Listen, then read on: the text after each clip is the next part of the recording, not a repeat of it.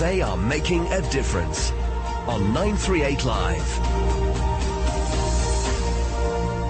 Hi, I'm Sarah Cheng DeWin. This week I chat with 5 facilitators from the Canon NEA Heroes Green Initiative, which aims to educate and empower Singapore youths with practical knowledge on waste minimization and management. Today I chat with Ibnur Rashad from the Sustainable Living Lab at Ground Up Initiative. He shares how he helped facilitate the Heroes Camp. The different facilitators are divided into 3 different villages, village 1, 2 and 3. I was in charge of village 1, where we have students from different schools, neighborhood schools, sort of the elite schools, and they all come together into one village to live as a village. And as facilitators, we actually have to manage the discipline in the group, as well as their safety during activities such as night walk, hazardous activities such as when they are doing farming with the charcoal. So we actually expose students to a lot of hands-on activities such as charcoaling, gardening. They also go through a very tough night walk to sort of build their character and team spirit. So in developing this program or helping to facilitate these programs, what do you think was the biggest contribution you made? My biggest contribution would be leading and nurturing young leaders. During the whole camp, me and my co-facilitators, we give them more space to determine how they want to manage the village, how they want to manage their water resource, how they want to lead their own teams. It's quite different. We don't really go there and direct exactly what they do. And throughout the 3 days, we actually saw the different team leaders, who are the students, grow. From day 1, initially it was the first time where the different groups get used to their leaders. We call them village councillors. And the village councillors would actually manage the resource, the direction of the team. As co-facilitators, we don't really dictate what they do. And most of the kids show very good initiative, and we are very proud of their development throughout the camp. Your own personal, what we would call profession, is actually running the Sustainable Living Lab at Ground Up Initiative. Can you share more about what you do there? At Sustainable Living Lab, we want to nurture the open DIY spirit in Singapore and hopefully in Asia and the world.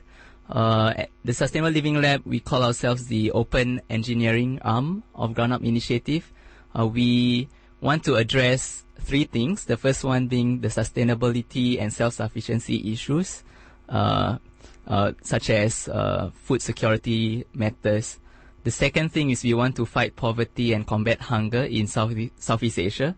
And lastly, we want to nurture the open DIY spirit in Singapore. Why we chose these 3 strategies? It's because after going through many experiences overseas during humanitarian trips for the past 5 years in various countries such as India, Indonesia, Vietnam, and also after recently coming back from a humanitarian aid conference in Brussels, we realized that to really fight poverty or improve livelihoods in a very sustainable way, we have to actually make local communities who are affected to be more resilient, to be less dependent on foreign aid. And that's why we want to hopefully have sustainable living labs in different locations around Southeast Asia, in the villages, where they can actually make their own innovative products to help solve their own problems. Yep. And we raised this question in Brussels: can local villages create ground-up innovation to solve their own poverty issues? And that question stumped most of the audience, including experts. And one of the participants replied, "Why not?" So it's actually a new initiative that we are trying to embark on, starting from Singapore. And ever since, people from overseas have come to our kampong, and they say that this initiative, if done well, could impact the world. So for these poverty-stricken communities, can you share an example or 2 of such ground-up innovations? Examples of ground-up innovation would include water filtration system. Like at the kampong, we actually built our own water filtration system. We don't get water from PUB. We have a group of water engineers who come together and using their own knowledge and expertise build a water filtration system, which we hope can be deployed overseas when we go for humanitarian mission.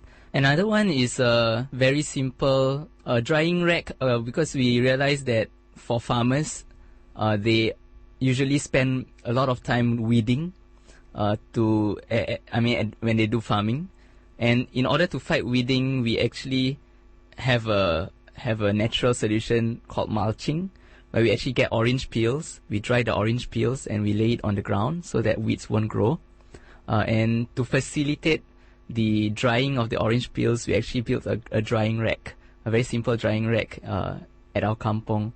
Other solutions include making self-watering bottle gardens, where we actually grow herbs using the normal Coke bottle. You cut into half, you take one half of the bottle, fill it up with water, and then you invert the top half, and then you put soil, and then you basically put them together such that it self-waters. Yep, so there are a lot of innovation that our ground-up innovators have done at the kampong, and I mean it's hard for me to describe the mechanics and how they look like. It's best if you come down to the kampong and we will show you around. Ibnur Rashad. He's helping to find ground-up solutions to solve poverty-related issues. To find out more about the Heroes Initiative, visit h3roes.com.sg. You're listening to 938 Live. I'm Sarah Cheng De Win. They are making a difference on 938 Live.